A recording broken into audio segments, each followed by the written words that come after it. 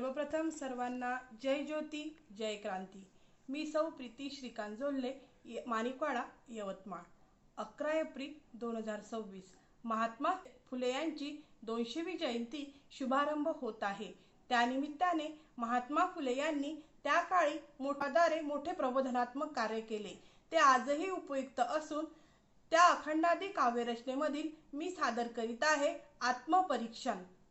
आर्याजीने सर्वा पदच्युत केले, आर्याजीने सर्वा पदच्युत केले, गर्वाने फुगले शोधी वेद, गर्वाने फुगले शोधी वेद।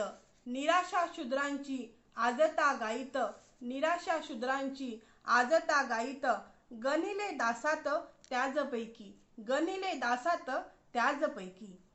आनंदले मनी विद्याबंदी केली, आनंदले मनी विद्याबंदी केली, घेईना सावली अंत्यजाची, घेईना सावली अंत्यजाची।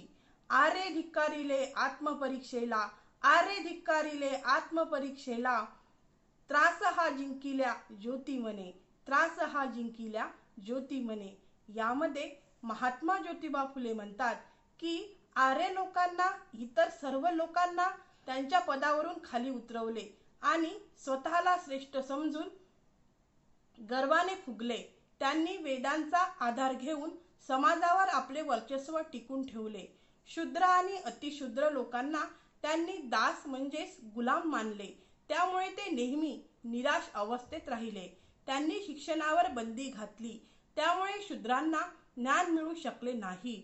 इतकेच नव्हे तर अस्पृश्य लोकांची सावली सुद्धा घेण्यास तयार नव्हते, म्हणजेच अस्पृश्यतेची प्रथा खूप कठोर होती। ज्योती म्हणतात की आर्य लोकांनी स्वतःचे आत्मपरीक्षण केले नाही, त्यांनी केलेल्या अन्यायामुळे समाजात खूप त्रास निर्माण झाला।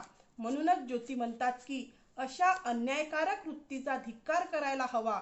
यामध्ये महात्मा फुले यांनी शूद्र अतिशूद्रावर केलेला अन्याय, अस्पृश्यता आणि शिक्षणबंदी यांचा निषेध केला आहे। तर महात्मा फुले यांनी दिलेला संदेश आजही उपयुक्त असून आपण सर्वांनी त्यांचा संदेश उपयोगात आणावा, ही सावित्री शक्तीपीठ पुणे महाराष्ट्राच्या वतीने मी सर्वांना विनंती करते। तसेच आमच्या सावित्री न्यूज इंडिया चॅनलला लाईक, शेअर आणि सबस्क्राईब करायला विसरू नका। धन्यवाद। जय ज्योती जय क्रांती।